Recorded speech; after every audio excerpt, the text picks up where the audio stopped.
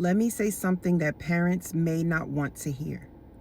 Some of you have blurred the lines with your adult children. You call it being close. You call it being open. You call it having a strong bond. But sometimes it's a lack of boundaries. And I'm not saying this from the outside. I've done it.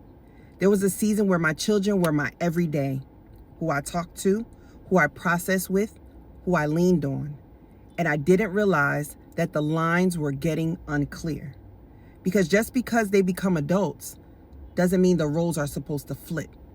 They are still your children, not your emotional support system, not the place you unload everything, not the ones responsible for carrying what you're going through.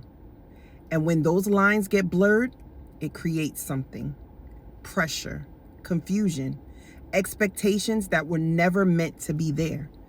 And some of you are in that right now and calling it closeness. But closeness without boundaries can become unhealthy very quick. And I had to recognize that. I had to step back.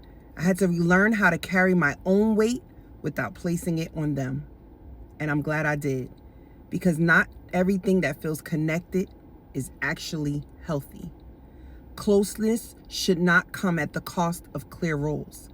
Comment balance if you're learning how to keep the lines clear.